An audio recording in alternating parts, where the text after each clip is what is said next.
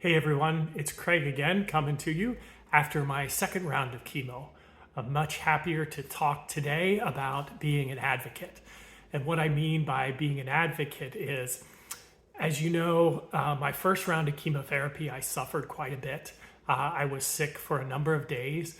And when we met with our doctor, Dr. Chajani, we had a really good discussion and questions going back and forth about kind of the experience that I was having and what I was talking or what I was going through. And he understood and shared that, we're on the full round of chemo and we could actually reduce the dose by -1, -2, or -3. And he was actually talking about potentially reducing it to -1 given the impacts that we had. But by being an advocate, Megan and I were able to have a nice conversation with him and talk about why we felt like we wanted to keep it at full strength. Some of the changes that we wanted to do and adapt in preparing for the chemotherapy, and then also in caring for myself after the chemotherapy in terms of keeping up with nausea medication and everything. And I'm just so thankful that we had a great conversation together as a care team with our doctor, and he heard us and we heard him. And we made a joint decisions as advocates to continue with the full strength chemotherapy. And this round went much better.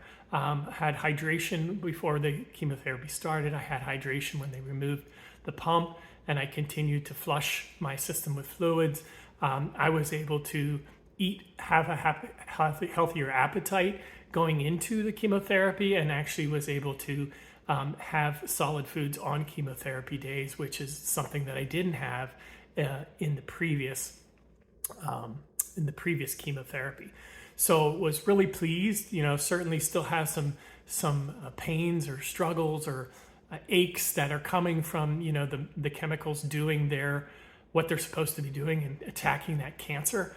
But certainly not where I was the first round, and definitely going into the beginning of this week feeling much better than I did in previous weeks where I had the chemotherapy.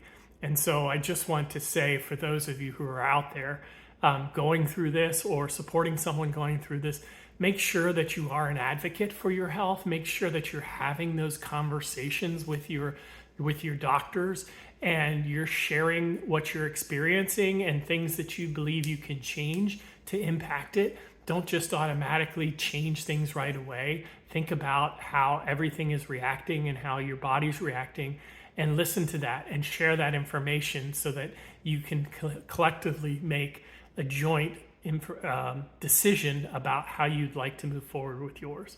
I'm, again, excited that I had very good responses this time around. We did start with the new clinical trial drug, so that was a new regimen that was added, and still managed to do well with that. So just grateful for that, for the opportunity to work with physicians that are willing to listen to us, or willing to take input from us, and who are willing to jointly come up with solutions about how we proceed, and then continue to listen as we go through and make adjustments as we go through.